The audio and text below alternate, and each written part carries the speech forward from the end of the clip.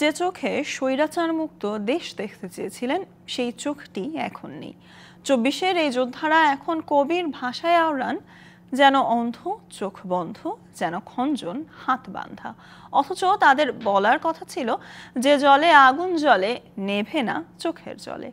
সেই চোখে আলো ফেরাতে এবার দেশে এসেছেন সিঙ্গাপুরের 5 চিকিৎসক। এখন তাদের অপেক্ষা চোখ ভরে মুক্ত স্বদেশ দেখার।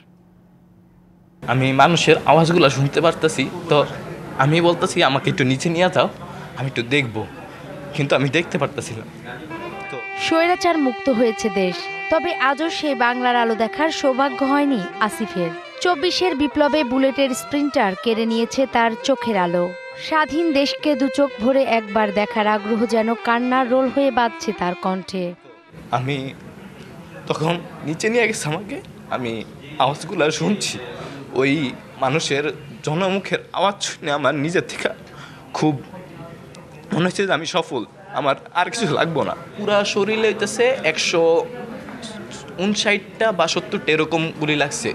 একইভাবে বাংলাদেশ আই হাসপাতালে চোখের আলো ফেরাতে আজও চিকিৎসা নিচ্ছেন মোহাম্মদপুরের কাইব।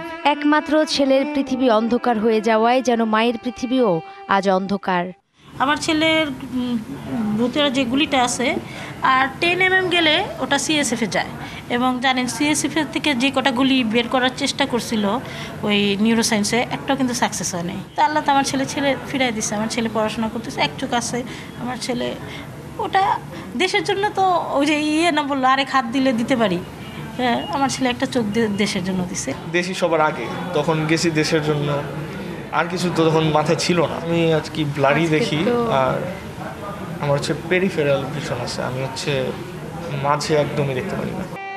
জুলাই বিপ্লবে দৃষ্টি হারানো ব্যক্তিদের চিকিৎসায় সিঙ্গাপুর থেকে এসেছেন 5 জন বিশেষজ্ঞ চিকিৎসক।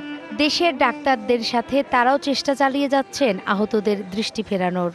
সিঙ্গাপুর থেকে 5 জন স্বনামধন্য, এর ভিতরে 2-3 জন আছে যারা ওয়ার্ল্ড রিনাউন্ড, একেবারে উপরের দিকে। এরকম রিনাউন্ড সব অপথলমোলজিস্ট আসছেন, মানবিক কাজের জন্য মেইনলি আসছে। এটা টাকা দিয়ে ওনাদেরকে এটা কম্পেনসেট বা আনা সম্ভব না।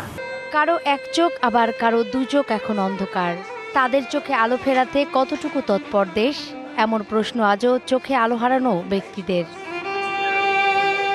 নূপুর মাহমুদ, ডিবিসি নিউজ, ঢাকা।